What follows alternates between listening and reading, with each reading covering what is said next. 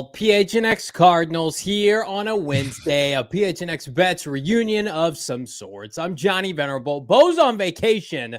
Shane Diefenbach is here, the residential gambler aficionado.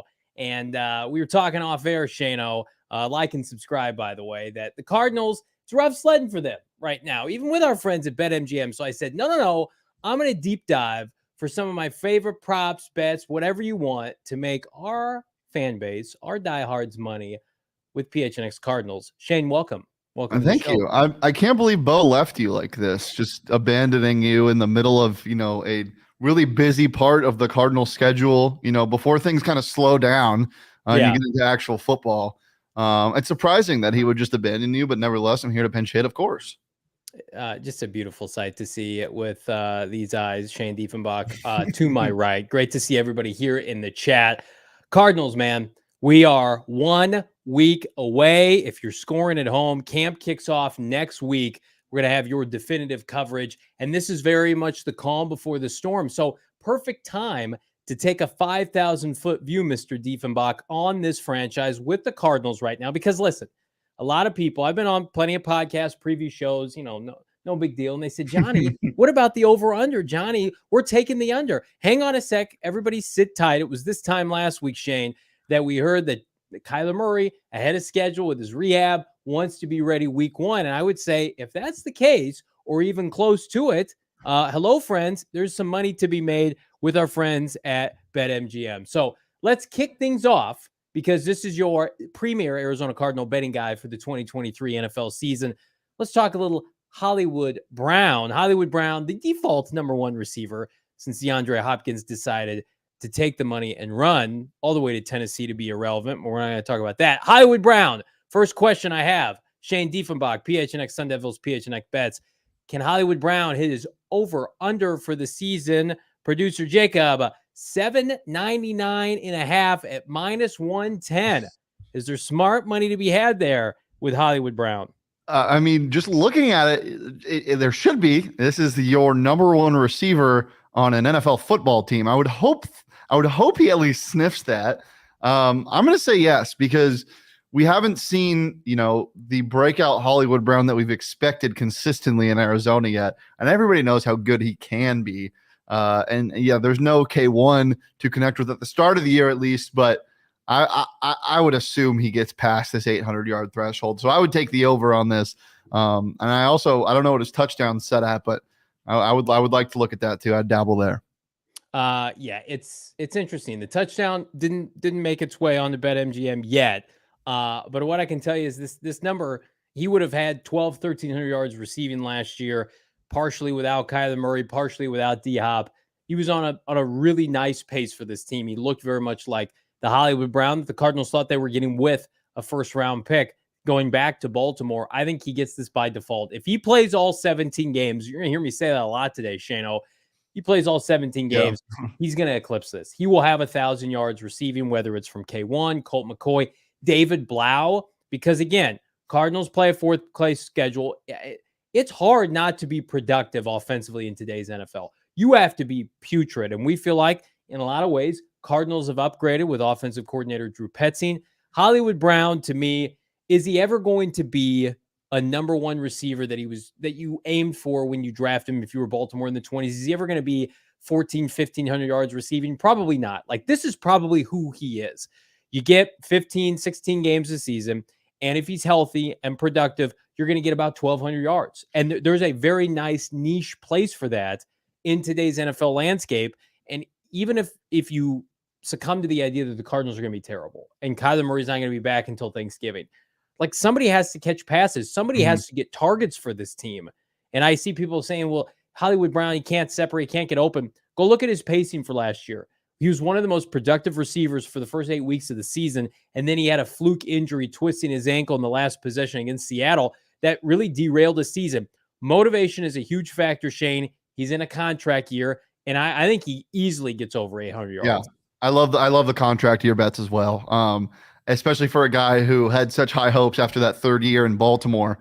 I got a bold take for you, Johnny. I think he is close to, if not gets to, the century mark on receptions this year. He had He's 67 through 12 games last year. He's even more of the option, obviously, with no D-Hop.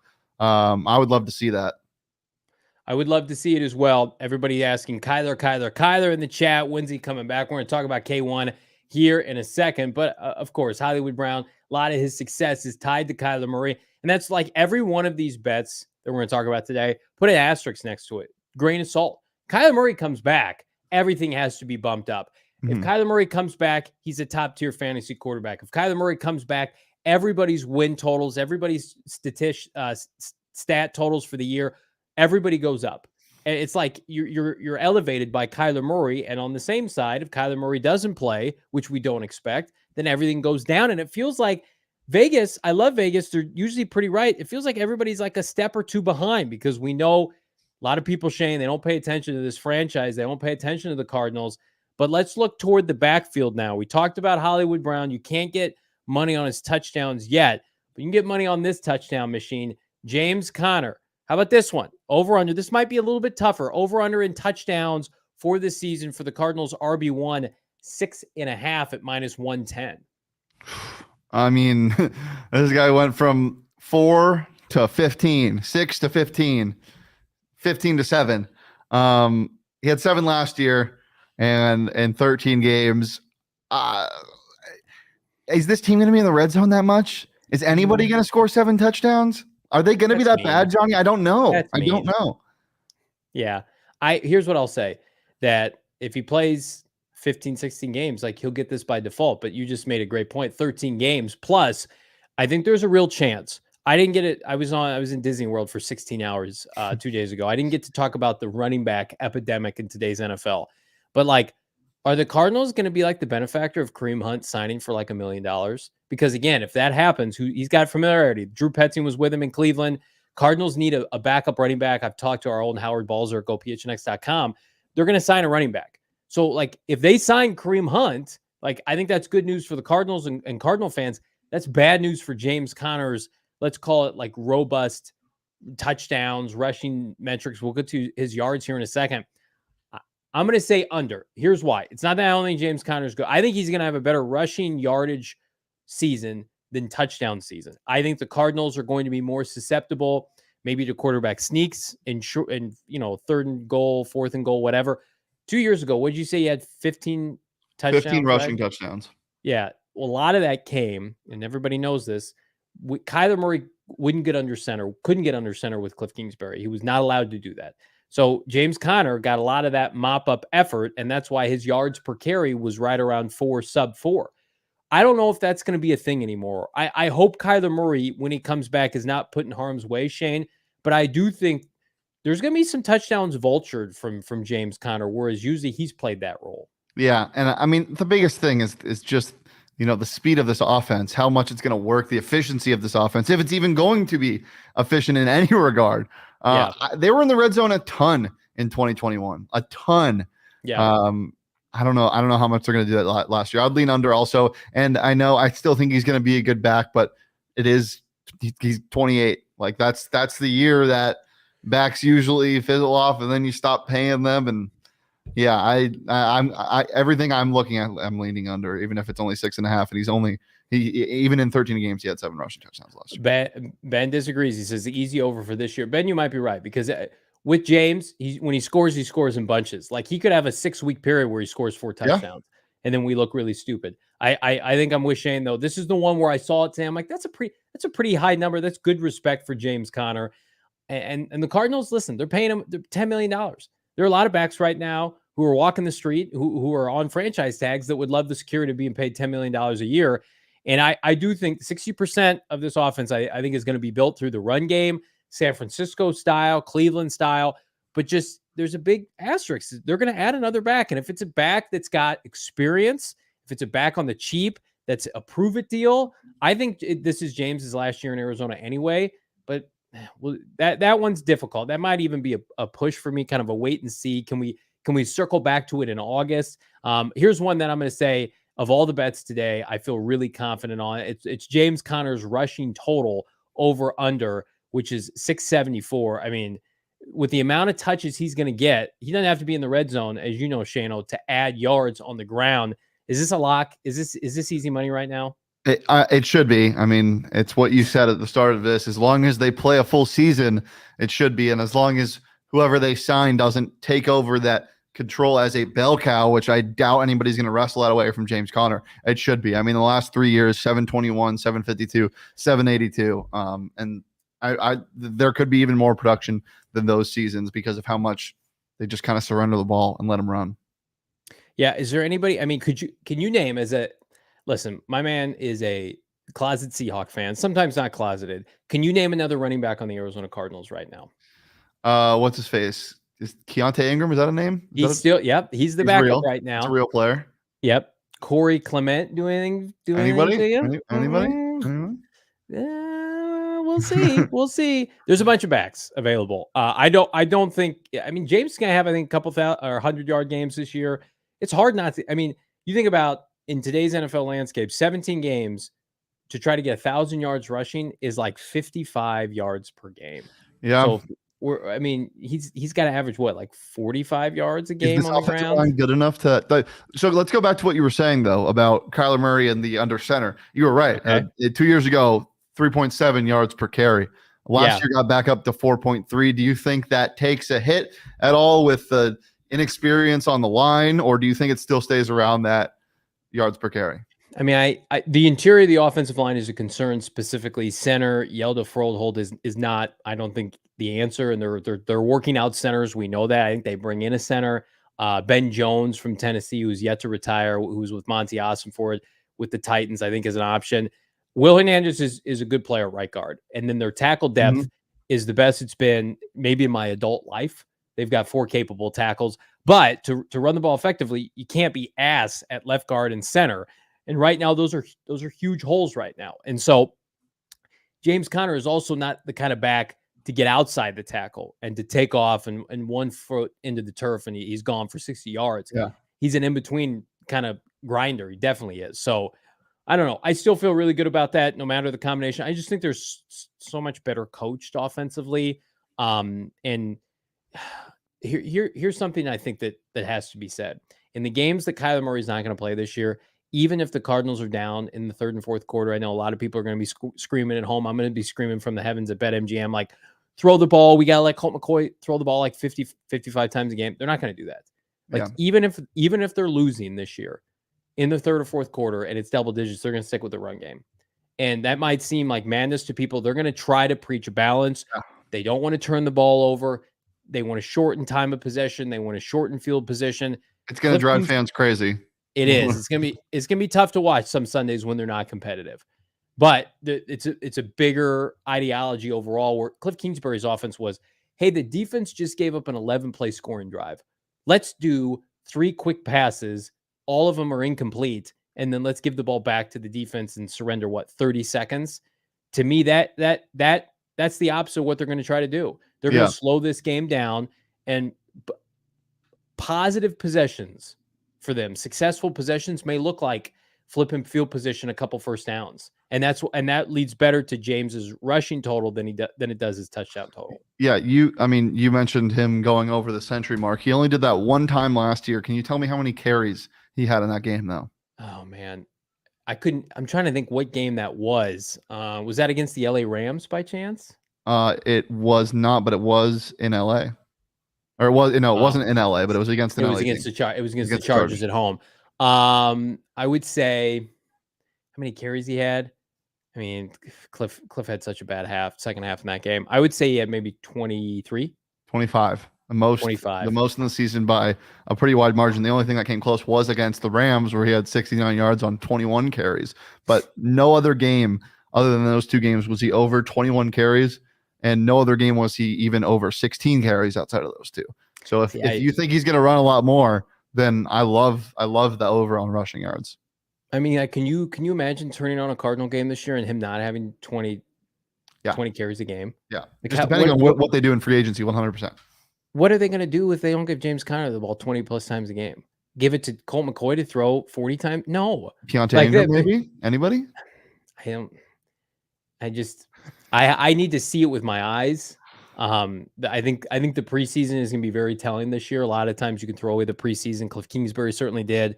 I just if they line up week 1 against the Commanders, like what's that offense with Colt McCoy? If Kyler doesn't play, that game plan is going to be run, pass, run, play action, run, play action. We haven't heard anything on Chase Young, right? If he's going to be available week 1, because Yeah, that would be hell on earth if Paris Johnson got the nod and the first matchup was a healthy Chase Young. Good, just throw him in there. I don't care. Yeah, Throw him in there. Let him do honestly. his thing. He's a tremendous run blocker. You're pressed the Seahawks. They had 2 rookie tackles last year. It worked out for them. Paris Johnson's going to be phenomenal. Yeah, thank you. I've been trying to tell people that for the upwards of like 6 months. Can you imagine this team taking a premier position from a premier program and it working out? Wow, it's funny how that works. I also missed the episode yesterday with Jody and Bo where they got to shit on Steve Keim for an hour, and that's just made my day. Check out that episode if you guys haven't seen yet. Free matter for the blind. Everything remains to be seen. This season is a true gamble. Ooh, I love that. Until we see what the Cardinals look like out there. I wink, 100%. Wink. I mean, you can't. How do you sit here and say? Because this next graphic I'm going to show you is just insane. It blows my mind, Johnny. I know they're not going to be great, but this is crazy. Like the Cardinals have, when Kyler Murray comes back, they will be very watchable, and I think they will be very competitive. It's a quarterback league. I know that he who shall not be named set this team back pretty far. Yes, but like they started not 9-0, right? 2 years ago. Yeah, I know a lot, and pieces left, and card knocks and shit happened. Like there have been some internal problems. Yeah, but player wise, it's not as bad as what we're about to pull up shows. All right, so BetMGM has a special right now. It's special in a lot of ways. Yeah. But it's especially special for Cardinal fans. Yeah. So they have odds to win the fewest games in the NFL. You probably be thinking to yourself, oh, they have the Cardinals number 1. They do by almost 600. Look at that team for our audio listeners. Team with the fewest regular season wins. The Cardinals are almost even money, like kind of almost even money at plus 225. Then there's a 625 point difference to Tampa at plus 850. The Texans, I love the DeMeco Ryans slobberfest. I'm over. Like, I think he's going to be fine. But can we pump they play in the AFC? The Texans at plus 900. The Rams, which that's a sneaky good bet. We're going to talk about the Rams later, plus 1,000. The Commanders at plus 1,200. Where are the Vegas Raiders? Jimmy Garoppolo, is he healthy? They play in the AFC West. Well, this one more time with this graphic here. Is this the most egregious thing you've seen this week? Because I saw this morning on BetMGM, and I tweeted to BetMGM. I'm like, what are we doing here? What's going on? So the Texans, first of all, they are led by a complete unknown at quarterback and head coach. We'd love DeMeco Ryans. He's a really great football mind. We've not seen him be a head coach of a franchise. Like that's an unknown. Plus, and their schedule is a lot easier than the Cardinals. I'll give them that because they're in the AFC South and they're playing, I think, the NFC South as their division. But it's just like, guys, like 900 is insane. The Buccaneers also, I feel like you're throwing your money away there. The Buccaneers still have an elite defense. I don't want to know why they're the second. Mike Evans, yeah, second longest odds. Your boy from ASU. What's happening is people at BetMGM are watching the quarterback competition unfold and seeing Kyle Trask spraying balls all over the place. But by that logic, then if Kyler comes back, then it should be, well, Kyler's back and they're very competent now quarterback. Look at all those other teams. It's either a rookie or they're banking on quarterbacks not playing or not being any good. Yeah. And just the NFC South last year, every team won 7 games. Think about that for a second. Desmond Ridder and the dirt NFC South. What the Cardinals beat the Saints last year. Like, you don't think the Cardinals are going to win if Kyler Murray plays at least 7 games? If he plays the whole season, 14, 15 games, like, they're not losing those games. He's going to win some games, especially as the season goes on and he gets his footing in this offense. Plus 225 is basically telling everybody that the Cardinals are going to win like 2 games. Well, let me ask you this, Johnny. Do you think that the odds makers are maybe leaning into the fact that they have those 2 first-round picks that should be really high in the draft, and maybe they're leaning into the tanking a little bit? Do you think that has any effect on it? I mean, but then you read like every article from the spring, from every publication, not at GoPHNX.com. It's like, yeah, the Cardinals they're definitely tanking. The Cardinals they cut Diop, and no, it's just like they are going to go into this season with an open mind, like who's going to stick from the prior regime, but we're not going to waste money on fool's gold in free agency. Like this free agency period was not any good. They had a tremendous draft. They have assets for next year. Like if Kyler Murray plays, I know I keep bringing up Kyler Murray. It's the antithesis of the season. It's everything. Because I will freely admit, their defensive line is awful. Their D tackles, their 5-3 technique. We're gonna see them up close here at training camp. They're one of the worst position groups in the NFL. Not their defensive ends, who I think have a lot of promise. Yeah. B.J. Ojulari, who's a rookie, Zaven Collins, Myjai Sanders, Cameron Thomas. Their D tackles are not good. And then if you couple that, this is why I told Will Brinson of CBS Sports, it's like you couple that with 17 weeks of David Blau and Jeff Driscoll and Colt McCoy and maybe a little Clayton Tune, then you are talking about a team that's got 2 or 3 wins. But if Kyler Murray, who is in my opinion, firm top 10 quarterback when he's healthy and he's cooking, if Kyler Murray like they're going to win games that they're going to be underdogs in. They're going to win games they're not supposed to. He'll will them to win games. Correct. Just like Kyler Murray was on one of the worst rosters in the NFL as a rookie, played a 4th place schedule, and they won 5 games in his first year in the NFL. He didn't have D-Hop there. He had an 80-year-old Larry Fitzgerald. He's playing with Farrell Cooper and a bunch of guys. I mean, he's got Hollywood Brown, Rondell Moore, Greg Dortch, who we love, Trey McBride, Ertz will be back, James Conner. I mean, it's just go look at that team. Cliff's first year in 2019, they win 5 games. People are thinking Kyler Murray, like, even if Kyler Murray plays like 14 games, people still think this team's not going to win any game. Come on, turn your brains on. You got Desmond Ridder starting games for Atlanta. Come on.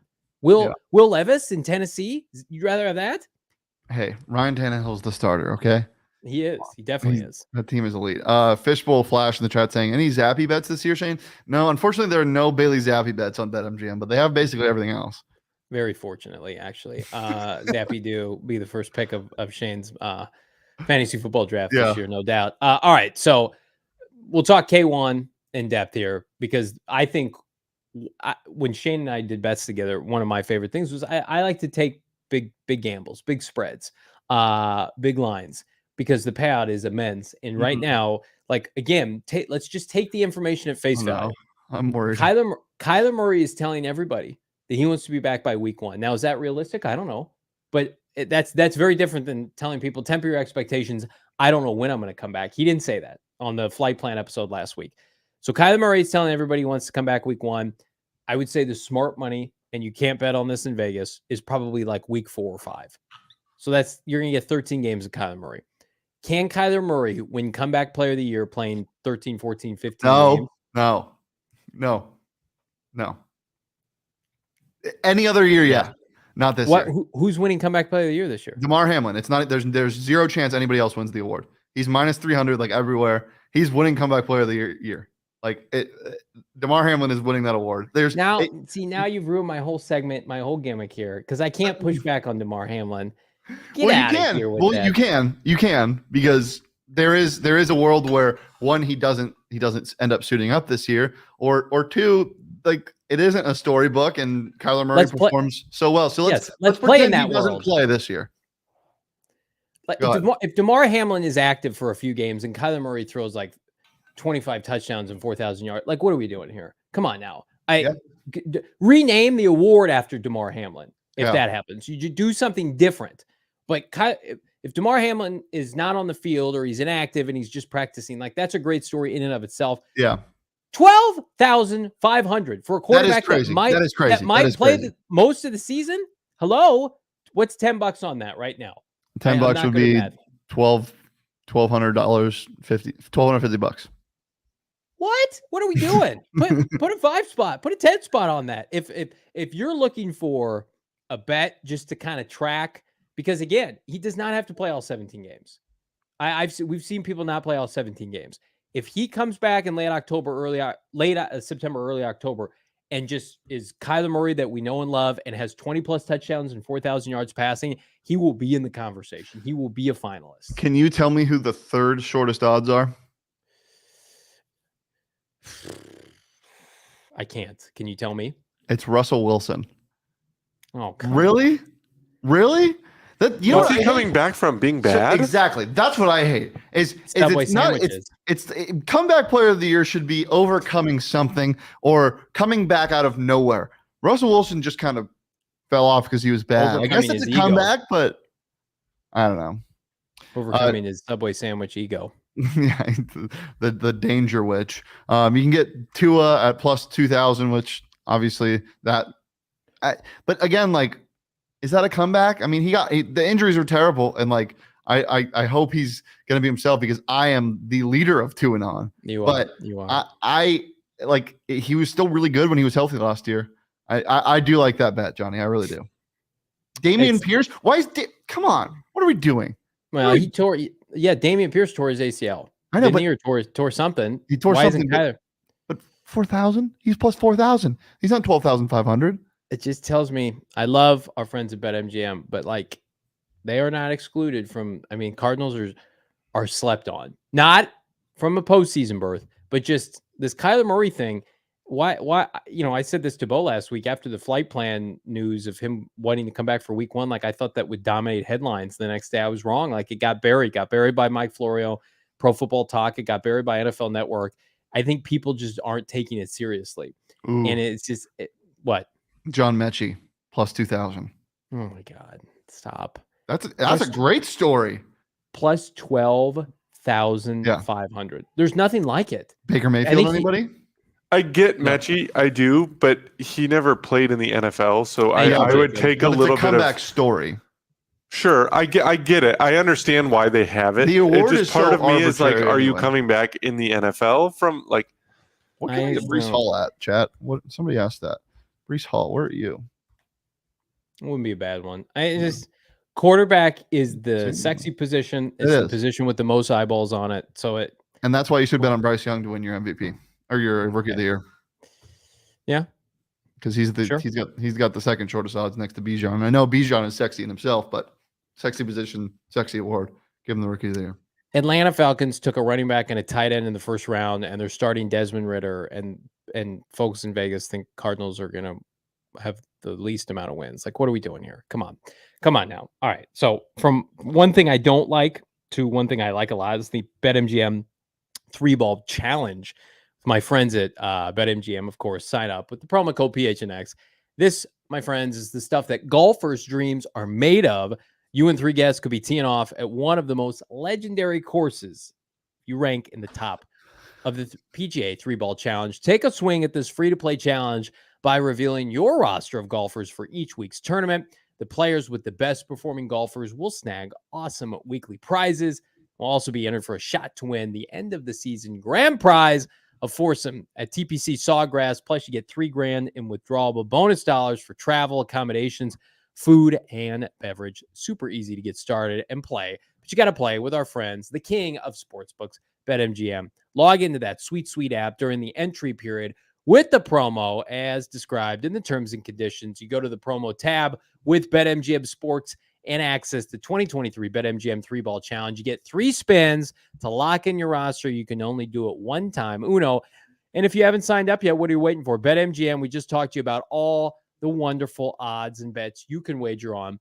And we're going to give you one more. How about this bonus code PHNX? There's a few different offers depending on where you live. But for our folks in Arizona, place your first bet offer and receive up to $1,000 in bonus bets back. Again, with BetMGM, using that promo code PHNX, we're going to be out at BetMGM Sportsbook every single football Sunday and maybe some preseason action here. Football season is right around the corner, and we want to spin it with you and our friends at BetMGM. Check out the show notes for full details. And now I get to intro my dear friend Shane Diefenbach, talk about it in the disclaimer. Gambling problem? Call 1-800-GAMBLER. Colorado, D.C., Illinois, Indiana, Kansas, Louisiana, Maryland, Mississippi, New Jersey, Ohio, Pennsylvania, Tennessee, Virginia, West Virginia, Wyoming. Call 877-8-HOPE-NY or text HOPE-NY 467-369 New York. Call 1-800-327-5050 Massachusetts. 21 plus to wager. Please gamble responsibly. Call 1-800-NEXT-STEP Arizona. 1-800-522-4700 Nevada. 1-800-BETS-OFF Iowa. 1-800-270-7117 for confidential help Michigan. 1-800-981-0023 Puerto Rico. In partnership with Kansas Crossing Casino and Hotel. Visit BetMGM.com for terms and conditions. U.S. promotional offers not available in D.C., Kansas, Nevada, New York, or Ontario. Yeah. So we're not only am I going to be using that BetMGM app here. I mean, I use it always, but also I can be using it in Nevada because they have all the MGM properties there. And I'm going to be going to Las Vegas tomorrow morning for Pac-12 Media Day on Friday. It's going to be a good time. And we got to bring some Four Peaks with us. Guys, it's the best beer in the Valley. If you haven't tried it yet and you're here in Arizona, what are we doing? I just tried for the first time the Super Juicy IPA. It's phenomenal. The best beer to have in the summer is the Joy Bus. It's light, it's refreshing, it's fantastic. So make sure to go ahead and get yourself some Four Peaks. Check out at Four Peaks Brew and at Four Peaks Pub to keep up with the latest at Arizona's hometown brewery. But you got to be 21 years or older to drink Four Peaks, and please drink it responsibly. So you're going to be out at Pac-12 Media Day. What do you think the environment will be around one Caleb Williams while you're there? Just first of all, he's going to have to talk to everybody, including us. So we're going to try to talk to him. Yeah. So we should have some stuff for the PHNX Cardinals show. Saul is talking about it every, so, I mean, it's going to be fun. He's definitely going to be a highlighted player there, but maybe not more highlighted than ASU's own Jalen Conyers. I mean, ASU, we're excited about what Kenny and company have. Every time I look at my Twitter, they've got another 4 or 5 star commit or recruit. So it's a good time to be an ASU fan. And again, according to our friends at BetMGM in Vegas, they think that Caleb Williams is going to be an Arizona Cardinal because that's what those odds are telling us. It's like if you're plus 225, and Shane and I have talked about this off air, Bo and I have talked about it on air. Like Cardinals get the first pick, Caleb Williams is going to be an Arizona Cardinal. Now, I don't think that's going to happen. I think they're going to win more games because I think number one is going to will them to win more games. But it's interesting. I want to talk about Caleb Williams here in a little bit. But first, so I mentioned this in the first segment that Shane is a resident Seahawk homer and fan. You see those jerseys that they drafted? They were pretty fresh. Yeah. It is funny that the Cardinals are like, look, we're getting ahead. We're changing our uniforms this offseason. And every other team subsequently is like, no, Cardinals. Going retro. Step aside. Let the real franchises show you how it's done. Yeah, those were fantastic. Listen, I don't despise the Seahawks like I once did. I despise the Niners. I hate everything about the Niners. I hate their culture. I hate their team. The Seahawks, it kind of ebbs and flows. They're not a very hateable team right now. They were hateable during Legion of Boone. But I had to listen to this man for about 18 months talk to me about Geno Smith. And so now we get year 2 of tape on Geno Smith and this Seahawks team that, let's face it, they had a bunch of draft picks. I do think with the uncertainty with Trey Lance and Brock Purdy, the Seahawks could win the NFC West. Do you agree with that? Yeah, I think that.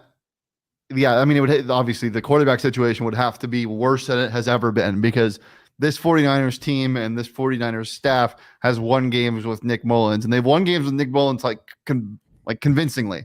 Whether it be a Kyle Juszczyk wheel route or a Deebo Samuel slant that goes house, they just find ways to win games.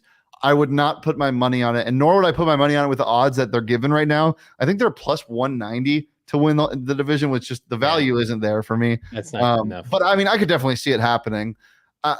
Everyone talks about what you talked about, and that this is a full year of tape on Geno, and maybe he's 32. Like this isn't like he's not this new thing. He wasn't doing anything special last year. Yeah, he has some tendencies, but the balls that the throws that he was making were pretty ridiculous. It's my question is, can he repeat some of those throws? And if he can, then I think there is a good chance that they could at least sniff the division to win the division. I think the Niners are due for a comeback year, down to earth. I think that the spoils of spending on Trey Lance is going to bite them in the ass because I think the depth of the roster is going to take a toll. And I also think do you like Trey Lance? Do you think he's good? We're going to talk about him in a second. I also think that deep playoff runs in consecutive years are going to take a toll on the Niners. And a lot of people don't talk about that. Yeah. I think Kyle Shanahan's elite. I think Pete Carroll is elite. And I think Sean McVay is elite. And that's why the Cardinals, in large part, had to part ways with Cliff Kingsbury. Cliff Kingsbury, and I see somebody in the chat, are you going to say hi to Cliff Kingsbury on Thursday? You damn well better see how my boy Cliff is doing. But Cliff Kingsbury probably could have succeeded in the NFC South for longer periods of time, or the NFC East when it was terrible. Like, this is a division now. Say what you want about Geno and Brock Purdy and Matthew Stafford, who's on death's door in terms of his NFL career. These these head coaches are elite. Like the multiple Kyle Shanahan and Sean McVay and Pete Carroll are probably going to the Hall of Fame, and Kyle Shanahan's a championship away from going to the Hall of Fame. Yeah, 100%. That's what the Cardinals are going up against. That's why it's so imperative they get their shit together. And that's why you should be excited about the plan for long-term sustained success, which, I mean, the Seahawks, we all thought they were going to have a lull year last year. It was their time to have a lull year. They were the team, by the way, that everybody, sportsbook otherwise, were picking to have a top 3 to 5 pick. Yep. And while I'm not saying the Cardinals are not the Seahawks, they did have a top 3 to 5 pick. It was just from the Broncos. Right. And we won't discuss that. But Russell, Mr. Comeback Player of the Year. Here's something that I'm sure you guys have covered, but I mean, I've just not on the show, so I haven't been able to talk about it really. Yeah. The biggest thing to me with Gannon, and you can think about you can think what you will about, what he does X's and O's wise, and you can listen to the people in Philly who hate him, but the biggest thing is, what have all of these coaches done in the NFC West? Like your Sean McVays, your Pete Carrolls, and your Kyle Shanahan's, they've all have a distinct culture. They have something about the team that is only a Seahawk or only a Niner or only a Ram. Like, they just have that. The Ram championship team, they took so much pride in what they did at each position. The Seahawks team is really loose and, they like to have fun, and their coach embodies that. And Shanahan's team is just always on it, whether it be a scheme or making things look more complicated than they are. They all have a culture. The Cardinals haven't had a culture for years. They just haven't. And if they did, it was a bad one. And Gannon is trying to, yes. Gannon is trying to do that, and that's all you can ask for. He's trying to do it. And even if it is nerdy, even if he pew shots, whatever, he's trying to build something, and he's trying to build a culture, and he's been trying to do that since day one. So that's a huge thing coming a division like this as well. Well, yeah, and you look at what he did in Philadelphia, of course, dating back to his time in Minnesota and Indianapolis. He's got immense respect amongst coaches, players, executives. The fan base and the media in Philadelphia may not like him. I just think he's very well suited here. I think he's going to have success, but I don't think it's going to be overnight. I think that he's going to take his lumps defensively because the personnel's not there, and I think offensively they're going to be very dependent on when Kyler Murray comes back. But I mean, they are set up in a lot of ways like Seattle, where you're going to have a ton of cap space, you're going to have a ton of picks, and I think the team that's going to end up paying for it, obviously the LA Rams, who are going to be one of the worst teams in the NFL. And I think low key could be a mid-season like departure of Sean McVay, like abruptly, because he debated on whether or not to walk away, a Stafford retirement, an Aaron Donald trade from the owner stepping in and saying, we're going to tank for Caleb Williams. They finally have, and a lot of people don't know this because they haven't had one forever. They have a first-round pick next year. It's their first-round pick. It's the first-round pick in what? Feels like 10 years. Yeah. It's a year that they feel like we got to go out and get a guy to succeed Matthew Stafford. They tried, according to Michael Lombardi and a bunch of other people, that they tried to offload and unload Matthew Stafford. That would tell me that right now, I mean, the best news for the Cardinals, if you're rooting for them not to get Caleb Williams, is to start like 3-0, 4-0, or be really competitive. Kupp coming back from injury, Donald, Stafford. Because if this team, even more so than the Cardinals, I know everybody wants to crap on the Cardinals. If the LA Rams start 0-6 or 0-5 and look like they did the end of last year before they, had a little bit of fun with Baker Mayfield, they're going to go into the tank and tank so hard. Kroenke is going to be on the phone, sending the bat signal, because Caleb Williams staying in Los Angeles, staying in California, going to the Rams. That's the worst case scenario for Cardinal fans. Yeah. Can you name me 3 starters on this team's defense? Aaron Donald. Yep. So I think Pro Football Focus said they had the worst total unit in the NFL in terms of their defense. Terrible. I cannot name another starter. Okay. Well, I'm going to name you some. You're going to tell me if you've heard of them. Okay. Russ Yeast. Robert Rochelle. That's a name I've heard of. Okay. Michael Hecht. Christian Roseboom. No. Ernest Jones. These aren't real people. No, they're not. It's blowing my mind. Who are their pass rushers? Who are their edge rushers? Something named Kobe Turner and Marquise Copeland. See, I feel and like obviously Donald. Free matter for the blind. Ramsey's still on the Rams. No, he's gone. They traded him this offseason. Did he go to Baltimore? Ramsey's in Miami. Miami. Sorry. It does feel like they're table setting this. Stafford, Kupp, and Donald are their shoes to fall. I don't know when and how it'll happen, but you cannot discredit the Rams for the first pick by their own admission, because I do think McVay's elite when they're humming like they can win 7-8 games with this team just because. But when do they pull the ripcord and say, you know what, we'd rather tank this season and get Caleb Williams? I would hate to see that. All right, something I love to see. We teased it. So Trey Lance is a huge mega bust. No one wants him. They can't get any picks for him. That Adam Schefter's gone on podcast and said like what they've been offered is so bad that he's worth more to them. And I agree with this just to keep him. Yeah. Sam Darnold's going to be the QB2 for them. Purdy to me, like that's a separate conversation. We'll see if he can rebound from this injury. And I still think this team could win like 10 games with Sam Darnold. But from a Trey Lance standpoint, just the foundation of this team was 3 first-round picks plus for Trey Lance. And Trey Lance is unequivocally one of the biggest busts in recent memory. Do you agree with that?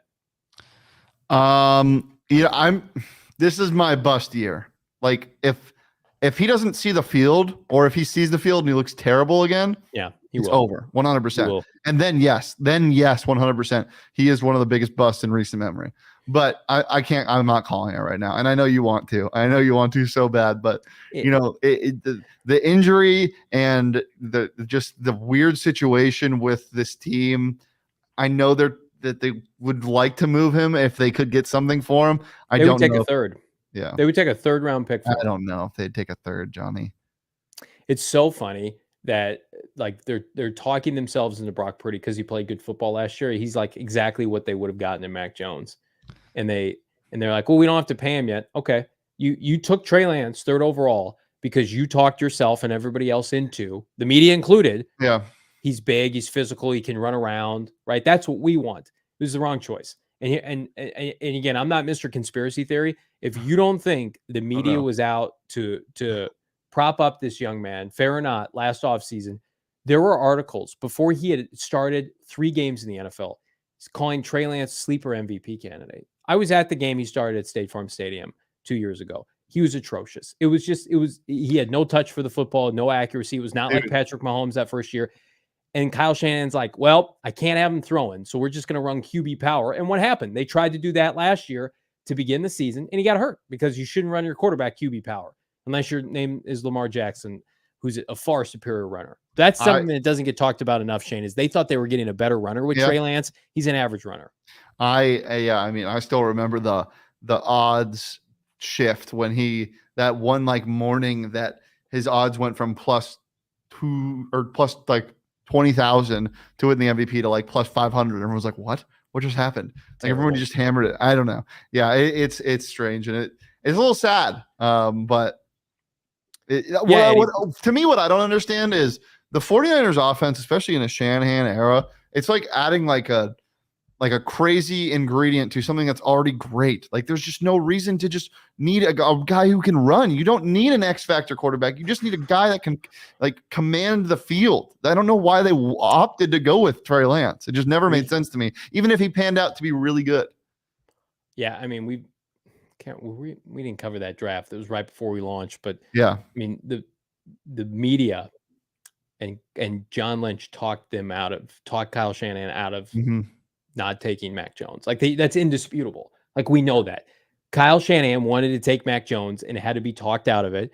And now I'm sure he's really pissed off. Eddie's saying 4 games and he's a bust. You have to believe what the team is telling you. When the team brings in Jimmy Garoppolo off the street last year to be there, they're telling you he's not ready. And then this year, when the team is telling you we need to sign Sam Darnold, and by all reports that Sam Darnold is ahead of Trey Lance right now in camp, I don't care because Twitter does a great job elevating Trey Lance into something that he's not. Trey Lance throwing with Patrick Mahomes does not make Trey Lance Patrick Mahomes. Have you seen those videos of him working out? Like just the Niners want Trey Lance to succeed. They want it more than anything. He's 3rd on the depth chart. He's behind Brock Purdy and Sam Darnold. Like that's the reality of it. And I don't think he's gonna play very much this year. It's gonna be so fun to watch. I like Sam Darnold. Yeah, I think he's fine. This is a question for you, Johnny, too. Fishbowl says, would you rather prefer that Drew Lock or Trey Lance starts? Drew Lock, 100%. Yeah. Listen, Drew Lock's had more time on an NFL field than Trey Lance has. It was an arrogant pick when they took it. It was an arrogant pick that they traded up and they said the 3rd quarterback in the draft is worth 3 first-round picks, and then Mac Jones fell to 15. Mac Jones may not succeed. does anybody doubt Mac Jones would be fine in San Francisco, like more than Trey Lance? Because I don't doubt that. You know who could be the next biggest bust after Trey Lance if he ends up being a bust? Who's that? Caleb Williams. How dare you? Let me just say this. Did you know that Caleb Williams is the same height and weight as Tua Tagovailoa? I did not know. That is a true fact. They're both 6'2". Is Caleb 6'2"? Yes, they're both 6'1", 6'2", 6'1.5". That's bigger than. But you know what? Here's the thing about your boy Tua is just he's had concussions dating back since college. I'm completely joking. I think Caleb Williams is. I thought Bryce Young was ridiculous last year, and I still think Bryce Young is going to have a really good career. Caleb Williams is just a condensed version of Patrick Mahomes. I mean, the arm talent is ridiculous, and we'll get to that obviously in a bit. But I just wanted to throw it out there that they are the same size. Yeah, that's an interesting nugget. It's funny that everybody tells me that, well, he could have a regression year. He's my man to my right, covers the Pac-12. Like, no one in the Pac-12 is stopping that man, especially with Lincoln Riley. No one's going to stop you from getting this deal from Factor Meals, by the way. So I just ordered some Factor Meals. Not sure if you guys know this or not.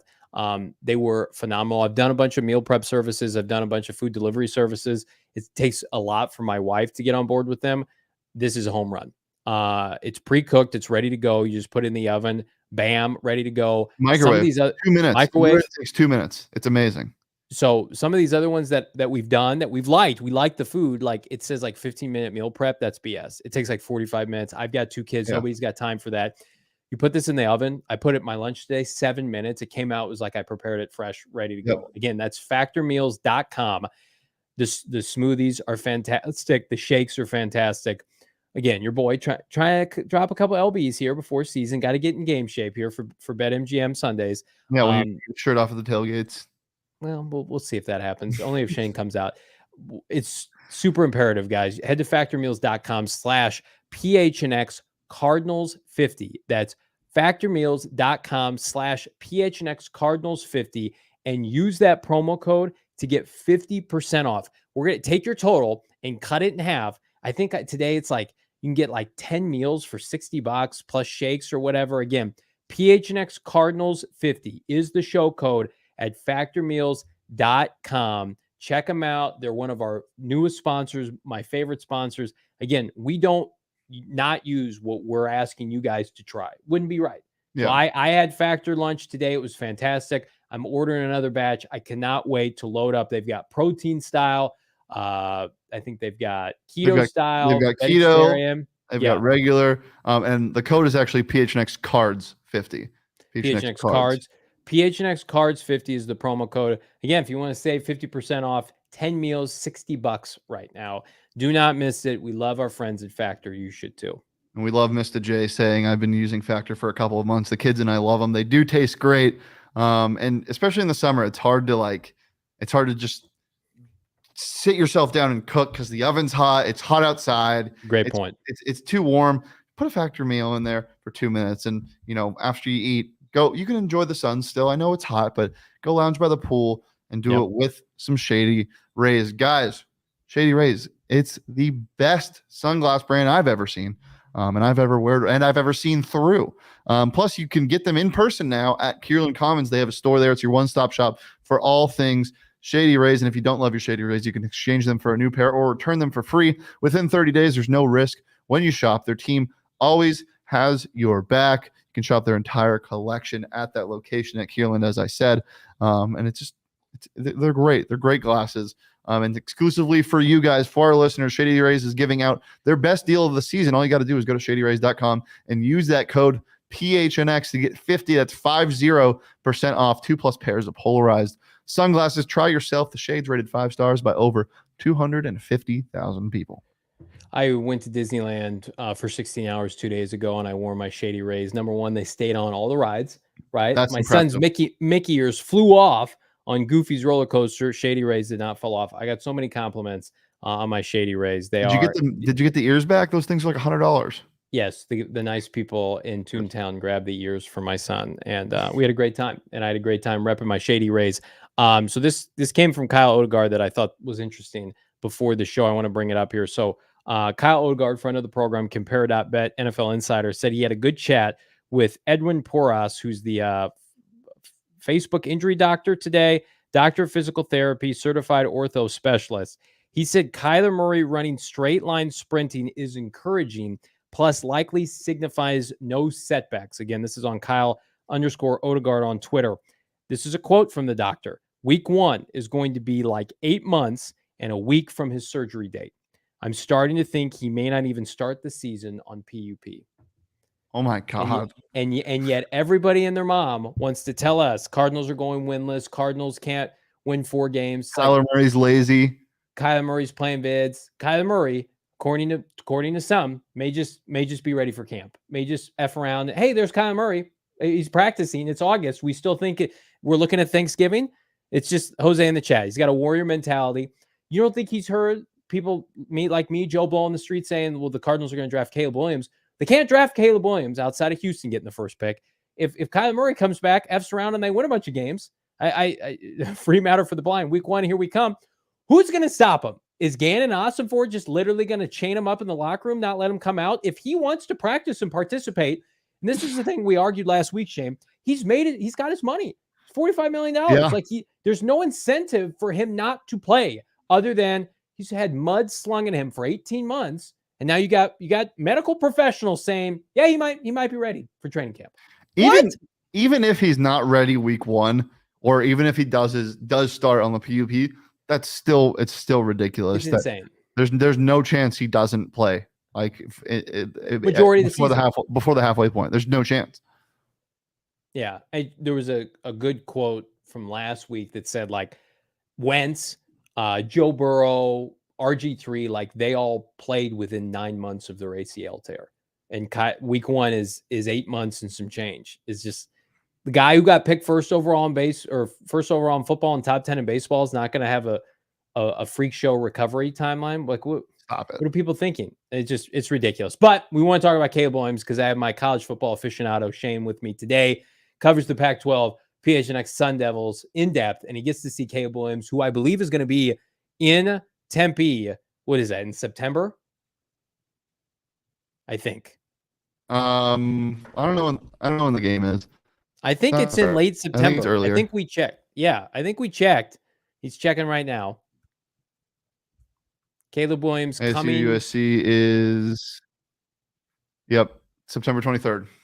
September 23rd, Caleb Williams comes to Tempe. I mean, we might F around and get credentialed and see you and Totri out at the game, and the post game will be lit. But I mean, like, in your opinion, because you love quarterbacks, Seahawks look at quarterbacks every year. We know that. We asked Pete Carroll at the Combine. They look at quarterbacks every year. Do you feel like Caleb Williams is the best quarterback prospect of our life? Do you feel like of our life, of our adult life, is he a better prospect than Andrew Luck and Trevor Lawrence? Jamarcus Russell, he was good too. Stop. He was a really good prospect. Just so it's interesting because he obviously, the sexy thing is the arm talent. Like he could make a throw with his feet pointed backwards and throw the ball 80 yards. Like it's absolutely ridiculous what he can do with the football. But there are a lot of technical things that the arm talent hides. The footwork isn't perfect, but I mean, you can't really poke holes in his game because of how much his arm talent bails him out. And that is kind of the wave that the NFL is riding, is this freakish arm talent where that's why Zach Wilson was so sought after. Everyone, look at this arm talent. It's crazy because that can make such a big difference, because a guy like Patrick Mahomes can run an entire offense with just Byron Pringle out there and throw for 450 yards in a game just because of his right freaking arm. And he has the best arm talent I've seen in college. He has a better arm talent than Patrick Mahomes saw in college. Like it is freakish. And so I would say from a pure talent perspective and arm talent specifically, yes. Another thing I have about him is he's playing at USC, where in Lincoln Riley's offense, he's not forced to think that much. They're very quick hitting, 1-2 reads, and then get the ball out, which is great. I mean, that's what you should want in a quarterback. Is obviously, if you're not running a complex offense, like, that's fine. Like, be a game manager, be a Brock Purdy, be a guy who 1 read, 2 read, okay, check it down, whatever. And that's what Caleb Williams is doing. If he comes into the NFL and guys start to figure him out, then he's going to have to think. And we don't know what that looks like yet. But to answer your question, yes, I think in our lifetime, probably I would say he is the best quarterback prospect we've seen. Yeah, I would put him over Trevor Lawrence because I think Trevor Lawrence was elevated by Clemson. I know USC's defense is going to be bad. I think their offense is great. I think Lincoln Riley's great, but I think the team has some shortcomings. Like those teams Trevor Lawrence played on in Clemson in the ACC, I think were loaded. Absolutely, they were loaded. So they got Dorian Singer in the portal, U of A's top receiver, who had 1,100 yards at U of A last year, who's going to be a freak. And they also got, I'm blanking on his name, but they basically got Tyreek Hill as a freshman collegiate athlete. He runs what looks like a 4.3 flat. It's ridiculous. I'm blanking on his name. I'll find it. But he is they have even more weapons, I think, than they had last year. I know Jordan Addison was awesome, but they're going to have a lot of weapons. I would put Andrew Luck slightly above him. The photographic memory and everything that went on in the Pac-12 when he was at Stanford, I would put him right above Caleb. But here's what I'll have to say about people who doubt Caleb Williams. I mean, outside of Baker Mayfield kind of imploding, and I think that was more a product of Baker Mayfield. Like Lincoln Riley's quarterbacks at the NFL level have a lot of success. They're not a product of the college game. Like he teaches them the kind of skill set attributes that you need not only to succeed at the highest level in college football and win Heisman trophies. I mean, what Jalen Hurts just did this year should echo your confidence in Caleb Williams and having that translate. Because I think Caleb Williams is a combination of, frankly, Jalen Hurts and Kyler Murray. I think you're getting the best versions of both of those guys. And I know a lot of people are tongue-in-cheek joking of Cliff Kingsbury's presence. Like, if you don't think this year, with a chance to be a back-to-back Heisman Trophy winner for the first time in forever in college football, this guy's going to eat alive the Pac-12, statistically, you're nuts. This is not doubling down in the ultra physical SEC where you got to play Saban and Kirby Smart. His games are going to be nationally televised. I think it's great for the Pac-12. The last year that USC's in the Pac-12, they haven't moved to the Big Ten yet. This is going to be one of the grossest in the best possible ways displays of stats. I can't say statistics today in college football history. 100%. Unequivocally. What's going to be so fun too is this year is like, this is not like just because I'm a West Coast bias, but it's pretty well known that the Pac has probably the best quarterbacked conference this year. They have easily. They're like 10 deep on good starting quarterbacks, like solid starting quarterbacks. I mean, they have two of the best quarterbacks in the country, and Michael Penix Jr. and Caleb Williams, but also the depth. I mean, DJ Uiagalelei transferred to Oregon State. Dante Moore should be a stud freshman at UCLA. I mean, the list goes on. Bo Nix could be a Heisman candidate again this year. It is great. And by the way, the guy's name I was thinking of at USC, Zachariah Branch, freshman, 4.4 flat when he was a senior in high school. It's ridiculous. Number one wide receiver in the country. Somebody's yelling. Yeah, it's Sean. What do you expect? Sean just yells in this office all the time. So Shane Company, Pac-12 Media Day, Caleb Williams, they will be asked about what he thinks of the Arizona Cardinals. But I agree with somebody in the chat earlier, Jamal in the chat, Caleb being mentioned is so disrespectful to Kyler. I think Kyler Murray is using that disrespect. Again, we talked about it on pace now to come back sooner rather than later. You absolutely love to see it. It's so much good stuff. It should be illegal. Speaking of illegal, how about our friends at Illegal Pete's? Now that I live in the East Valley, it's so great that I get to not dine on Denny's and, Taco Bell and all that good stuff in Maricopa. I can go to real places with great food like Illegal Pete's. Hello, patio season is here. Patio beers. Stay hydrated with patio beers, margs, whatever you want. They combat this desert heat in the best possible way. Full menu. They got bowls, tacos, salads, burritos, nachos, whatever you want. Custom cocktails, piping hot queso. Maybe, include some ice water with that. But Illegal Pete's is your go-to summer spot. They're fantastic. We love them, especially their location in Tempe. Kick back and enjoy an ice-cold margarita or cool off with a bucket of High Noons. 5 High Noons. Get this, guys. 5 High Noons at Illegal Pete's. It's going to cost you just $22. Love High Noons. And don't forget to follow Illegal Pete's at Illegal Pete's on Instagram to stay updated on all their big events and deals going down this summer. Stay tuned on their stories to win free tickets to concerts you're dying to see. We love our friends at Illegal Pete's. Go check them out this summer into this fall. Man, we're so fortunate. So many great partners here, locally based in the Valley, just like Illegal Pete's. Yeah, I'm definitely going to be watching some of the games on their patio at Illegal Pete's. They just got us food today. It was fantastic. But wherever the Pac-12 is streamed on, I don't know where it's going to be. They still don't have a TV rights deal. Maybe the Pac-12 network, the CW, whatever. We're going to be watching some high-scoring affairs. Caleb Williams and company. The defenses aren't great, but the offenses are. So maybe we see some high numbers because of that. We're obviously seeing some high numbers with the Heat right now. So cool down with a Polar Pop at your local Circle K. If you don't know what Circle K is near you, go to circlek.com/store-locator to find one. You can get Powerade for $5 and be entered to win and be one of the 10 finalists to win a 2023 Ford Big Bend Bronco SUV. What? Plus, they just got great Polar Pops, great gas, and you can see some PHNX people on the mini TVs there while you're pumping your gas. Just a bunch of good stuff. They also got Beatbox hard tea there. Buy 2, get 1 free. Those things. Do you ever have one of those in college, Johnny? No, a Beatbox? Those things send you.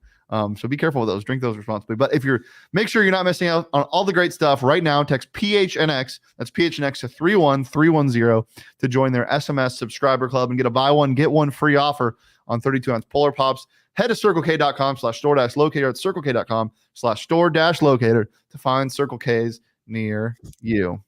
Love this comment from Eddie. Better career, Caleb or Wemby? Well, let's do this. Better career, Caleb, Wemby, or Connor Bedard. These are in 3 sports. You're having 3 generational, like first overall considered picks, and 2 have already gone first overall. Third is yet to be seen. But this is he is one of the best prospects to ever come out of college football in the past 20 years. Connor Bedard is one of the best prospects since Connor McDavid to come out. And Wemby is obviously Victor Wembanyama, 7'5" freak. Like it's crazy that all of these kind of timed up. I would probably say Wemby just because of he's like no one's ever seen his size. He's 7'5". It's a good thing that I'm not on bets with you anymore because Wemby is a win bust. Oh my God, you're one of those guys. Did you see what he did in his second game? He had 27, 12, and 5. He is a bust. He's gonna be a McBust. Just like Drake May. Drake may be a bust. I can point. Hey, I'm on that train. I'm on the Drake May bust train for sure. It's like there are going to be people here. If the Cardinals struggle, but they don't get the first overall pick, they're going to mock them Drake May. And I'm not here for that. But we don't have to worry about that because Kyler Murray's back. He's ready to save us. He may not start this season on PUP. If you want to keep up to date on all the Cardinal news and best news in the Valley, go to gophnx.com. Howard Balzer, Gerald Bourguet, Jesse, among others. They're cranking out articles on the rag. 90% are free. Become a diehard. No better time to become a diehard. Pick up a free hat and or shirt. Every year you're a diehard. Exclusive member Discord that's going to be cranking out PHNX Cardinals content, videos, camp news you can't get anywhere else starting next week, guys and gals. Bo's going to be at training camp practices every day, and you're going to be able to check your Discord through PHNX diehard, and find stuff that, frankly, nobody else is going to have. So check that out, and you're not going to regret that. I don't regret having Shane Diefenbach on the show with me today. I can tell you that. It was a great time, Johnny. Always here to talk NFC West or talk about Drake May being a bust or anything in between. I feel like we all got smarter from a gambling perspective, and that's thanks to my dear friend here. You can find him at Shane Deef. He's going to be at the Pac-12 tournament mañana with the rest of the PHNX cronies. Pac-12 Media Day. What did I say? Pac-12 tournament, but that's. I mean, I will be at the Pac-12 tournament in March. It's a tournament of the media members. Yeah, you're not wrong there. I'll put my fist up to fight somebody. Saul Bookman is a 1 seed. Shane might be an 8 seed. We'll have to wait and see. Jalen St. Johnny says he's about, so we will definitely be a Hall of Famer. Hey, Jalen, come on now. I did tell you Isaiah Simmons wasn't any good. Look at that. How about that? Like and subscribe. Leave us a 5-star. We're back the next 2 days, and then we got some fun news ahead of next week, the start of training camp. He's Shane Diefenbach. I'm Johnny Venerable. We'll see you then.